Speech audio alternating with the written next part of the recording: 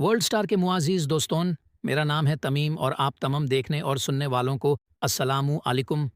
नाज़रीन, 26 अप्रैल 1986 रात 1:23 पर सोवियत यूनियन में चेर्नोबिल न्यूक्लियर पावर प्लांट के अंदर reactor number 4 out of control हो जाता है। रिएक्टर के ऊपर लगी लिड हिलने लगती है और इस पावर प्लांट की पूरी बिल्डिंग में उसके शॉक वेव्स दिखाई देते हैं। वहां मौजूद तमाम वर्कर्स समझ जाते हैं कि ये रिएक्टर मुकम्मल तौर पर कंट्रोल से बाहर हो चुका है और इसे बंद करना पड़ेगा। चुनांचे इनमें से एक वर्कर फौरन इमरजेंसी शट डाउन का बटन दबाता है, ये उम्मीद करते हुए कि इस तरह कंट्रोल रॉड्स रिएक्टर के अंदर चली जाएंगी और रिएक्शन रुक जाएगा।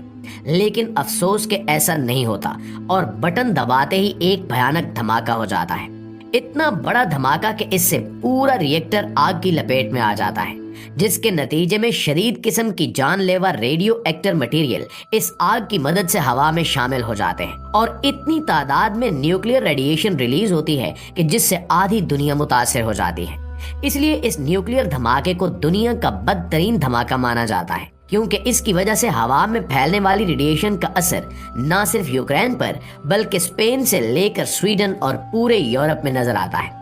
यूनाइटेड किंगडम यूके में इसकी वजह से रेडियो एक्टिव बारिश देखने को मिलती है और घास पर गिरने वाली रेडियो एक्टिव डस्ट गाय खाती है और उस गाय के दूध में रेडिएशन की मिकदार ज्यादा होने की वजह से हजारों बच्चों को थायराइड कैंसर हो जाता है। नाज़रीन, हमारी आज की वीडियो में हम आपको बताएंगे कि कायनात का सबसे बड़ा न्यूक्लियर धमाका आखिर कैसे हुआ, वो क्या वजूहात थी जो कि एक पावर प्लांट की तबाही का बायस बनी और दुनिया पर इसके क्या असरात मुरतब हुए। हम आपको बताते चलें कि सोवियत यूनियन ने दूसरी जंग अजीम के बाद न्यूक्लियर पावर में बेहद पैसा इन्वेस्ट किया। कई न्यूक्लियर पावर प्लांट्स बनाए, जिनमें से एक चेर्नोबिल प्लांट भी था।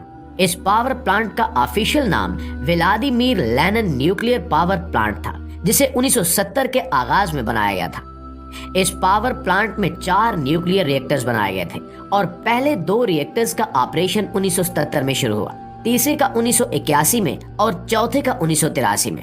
दोस्तों, दरअसल पावर प्लांट्स का बुनियादी मकसद बिजली पैदा करना होता है। चुनांचे यहाँ मौजूद हर रिएक्टर 1000 मेगावाट बिजली पैदा कर सकता है। ये चारों रिएक्टर एक साथ पूरे यूक्रेन की 10% बिजली की सप्लाई मुहैया कर सकते थे। इसी से अंदाजा लगाया जा सकता है कि ये रिएक्टर्स कितने पावरफुल थे। अब इस भयानक तबाही की बात की जाए तो पता चलता है कि ये मामला रिएक्टर नंबर 4 के साथ पेश आया था, जहां एक रूटीन का सेफ्टी टेस्ट चल रहा था। लेकिन असल में उस दिन हुआ क्या था, ये समझने के लिए पहले आपको रिएक्टर के काम करने का तरीका समझाते चले। होता यूं है कि न्यूक्लियर पावर प्लांट्स में एनर्जी के लिए स्टीम का इस्तेमाल किया जाता है और उस स्टीम को न्यूक्लियर रिएक्शन के जरिए पैदा किया जाता है। इस न्यूक्लियर रिएक्शन की वजह से पानी हीट अप हो जाता है। यही पानी कूलेंट का काम भी करता है। रिएक्टर के इर्द गिर्द ओवर हीटिंग रोकने के लिए पानी की सप्लाई की मुसलसल जरूरत होती है और चेर्नोबिल पावर प्लांट में पानी की ये सप्लाई एक मैन मेड वाटर रिजर्व से ली जाती थी। पानी की मुस्तकिल सप्लाई के लिए जरूरी था कि वाटर पंप्स जो पानी को पाइप्स में पुश कर रहे हैं वो हमेशा चलते रहें और बिजली एक लम्हे के लिए भी न जाए। इसके लिए चेर्नोबिल प्लांट्स में कुछ बैकअप डीजल जनरेटर्स थे जो हमेशा इन पंप्स को बिजली मुहैया करते थे। लेकिन बिजली जाने के बाद इन जनरेटर्स को चलाने में 1 से 2 मिनट का वक्त लगता था। इन 1 से 2 मिनट के लिए भी एक ऐसा जरिया चाहिए था जिससे ये रिएक्टर्स मुसलसल चलते रहें। चुनांचे चेर्नोबिल रिएक्टर को बनाने वालों ने वाजे किया कि ये जो 1-2 मिनट के लिए बिजली चाहिए होगी, ये दरअसल इसी न्यूक्लियर रिएक्टर से ही बनाई जा सकती। बिजली जाने के बाद जब रिएक्टर शट डाउन हो जाएगा, उस वक्त भी कुछ स्टीम बाकी होगी और वाटर पंप्स को 1-2 मिनट चलाने के लिए इतनी स्टीम काफी होगी। तो दोस्तों, 26 अप्रैल की रात को इसी बात का तजुर्बा किया जा रहा था कि अगर बिजली चली जाती है तो क्या बाकी बच जाने वाले स्टीम की मदद से टरबाइन्स इतनी बिजली पैदा कर पाएंगी जिनकी वजह से वाटर पंप्स को पावर दी जा सके।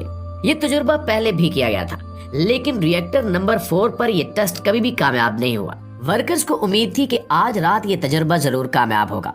चुनांचे 25 अप्रैल रात 11:10 पर इन्होंने इस तजुर्बे की तैयारी शुरू कर दी, जहां ग्रेफाइट को मॉडरेटर के तौर पर इस्तेमाल किया जाना था। चेर्नोबिल पावर प्लांट पर होने वाली तबाही के असरात हिरोशिमा और नागासाकी पर गिराए गए एटम बम से भी कहीं ज्यादा तबाहकुन थे, जिसकी एक जीती जागती मिसाल ये है कि चेर्नोबिल पावर प्लांट वाले एरिया को आज भी डिजास्टर जोन कहा जाता है और ये एक रिस्ट्रिक्टेड एरिया है जहां लोगों का जाना आज इतने सालों के बाद भी ममनू है। जबकि हिरोशिमा और नागासाकी 2 ऐसे शहर हैं जहां बेशुमार लोग रहते हैं और इन एरियाज में कोई रिस्ट्रिक्शन नहीं लगाए गए। तो दोस्तों 26 अप्रैल की उस रात जब वर्कर्स ये तजुर्बा करने जा रहे थे तो उन्हें ये काम दिया गया था कि इस न्यूक्लियर पावर प्लांट में जो 1000 मेगावाट्स बिजली पैदा हो रही है, इस पावर को कम करके 700 मेगावाट्स तक लाया जाए। लेकिन जैसे ही वर्कर्स ने कंट्रोल रॉड्स को इंसर्ट किया, ये पावर अंदाजे से भी ज्यादा कम होकर 300 मेगावाट्स तक चली गई। फौरी तौर पर वर्कर्स की समझ में नहीं आया कि ऐसा क्यों हो रहा है। इसके पीछे वजह ये थी कि उस न्यूक्लियर रिएक्शन के दौरान ज़ीनून नामी एक बाई प्रोडक्ट बनता था जो कि न्यूट्रॉन्स को बहुत ज्यादा तादाद में जज्ब कर रहा था, जिसकी वजह से बिजली बहुत कम पैदा हो रही थी। इस मसले को हल करने के लिए उस वक्त के शिफ्ट सुपरवाइजर मिस्टर एंटोली ने वर्कर्स को ऑर्डर किया कि कंट्रोल रॉड्स को बाहर निकाल दिया जाए ताकि रिएक्शन थोड़ा स्पीड अप हो जाए। उस रिएक्टर में करीबन 211 कंट्रोल रॉड्स इस्तेमाल होती हैं और शिफ्ट इंचार्ज के ऑर्डर के बाद सारी रॉड्स बाहर निकाल दी गई और सिर्फ 8 कंट्रोल रॉड अंदर बच गई। ये ऑर्डर बुनियादी तौर पर सेफ्टी प्रोटोकॉल्स के बिल्कुल खिलाफ था, क्योंकि इनकी रूल्स बुक में लिखा गया था कि किसी भी हालत में 15 से कम कंट्रोल रॉड नहीं होनी चाहिए। लेकिन यहाँ पर सिर्फ 8 कंट्रोल रॉड थी, जिसकी वजह से पावर आउटपुट तेजी से बढ़ गया और जो थोड़ा बहुत पानी रिएक्टर के कोर में मौजूद था वो अचानक से स्टीम में बदल गया, जिसका मतलब ये था कि पानी जिसकी जरूरत मुस्तकिल इस रिएक्टर को रहती है, इसकी मिकदार तेजी से कम होने लग गई। स्टीम भी बहुत ज्यादा बढ़ने लगी और इस पूरे कंटेनमेंट स्ट्रक्चर्स की लिड भी तेजी से हिलने लगी। पूरी इमारत अचानक से शॉक वेव्स की जद में आ गई। वर्कर्स को समझ आया कि इन्हें अब इमरजेंसी स्टॉप का बटन दबाना पड़ेगा। 1:23 का वक्त था। इमरजेंसी बटन को दबाने का मतलब था कि उस रिएक्शन को फिर से स्लो डाउन करने के लिए कंट्रोल रॉड्स को दोबारा से रिएक्टर के अंदर डाला जाए। देखने में ये एक बिल्कुल सही और लॉजिकल स्टेप था कि रिएक्शन को वापस उसकी स्पीड पर डाल दिया जाए। रिएक्टर पावर जनरेशन 33,000 मेगावाट तक पहुंच गई। ये पहला धमाका इमरजेंसी बटन दबाने के 6 से 7 सेकंड के बाद हुआ था। इस धमाके की वजह से रिएक्टर का कोर तेजी से मेल्ट होने लगा। 2 से 3 सेकंड बाद एक और इससे भी ज्यादा पावरफुल धमाका हुआ, जिसने इस पूरे स्ट्रक्चर के ऊपर लगी हजारों टन की लिड को हवा में उड़ा दिया। पूरे माहौल में रेडियो एक्टिव मटेरियल फैलने लगा। दूसरे धमाके की वजह बताई जाती है कि जो ग्रेफाइट रिएक्टर मौजूद था वो भी आग से जलने लग गया। उस धमाके के नतीजे में 2 लोग तो फौरी तौर पर मारे गए। 100 से ज्यादा रेडियो एक्टिव एलिमेंट्स और कम से कम 5% यूरेनियम फिजा को आलूदा करने लगा। 1:26 पर फायर अलार्म बजना शुरू हो गया और फायर फाइटर्स मौके पर पहुंच गए। शुरू में फायर फाइटर्स को कोई आइडिया ही नहीं था कि असल में हुआ क्या है। वो जब उस जगह पर पहुंचते हैं तो उन्हें लगता है कि नॉर्मल आग लगी है, चुनांचे वो पानी से आग बुझाना शुरू कर देते हैं। लेकिन ये जो आग लगी थी ये ग्रेफाइट की आग थी और इतनी आसानी से बुझने वाली नहीं थी।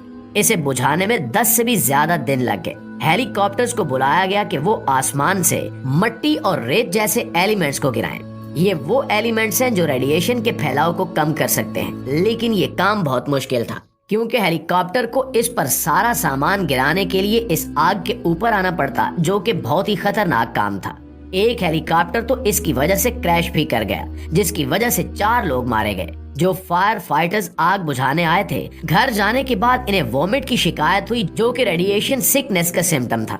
दोस्तों, रेडिएशन के बारे में कहा जाता है कि जितना शदीद इसका सामना होगा इतना ही ज्यादा ये इंसान के लिए जानलेवा होगा। चुनांचे उन फायर फाइटर्स में से करीबन 28 लोगों की कुछ ही महीनों में मौत वाक़ हो गई। वो लोग जिन्हें इस रेडिएशन का सामना थोड़ा कम करना पड़ा, वो 1 से 2 साल तक ही जी पाए। कई लोगों में 10 साल बाद तक भी कैंसर जैसे अमराज जाहिर होते रहे। इसके बाद फैसला किया गया कि इस पावर स्टेशन को डिसमेंटल कर दिया जाएगा और ये प्रोसेस अभी भी जारी है और उम्मीद की जा रही है कि 2028 तक ये प्रोसेस खत्म होगा। तो दोस्तों, ये थी हमारी आज की वीडियो। इस हवाले से आप दोस्तों की राय क्या कहती है, कमेंट करके हमारे साथ शेयर जरूर कीजिएगा। इंशाल्लाह आपसे मुलाकात होती है अगली वीडियो में। तब तक अपना ढेर सारा ख्याल रखिए। अल्लाह निगहबान।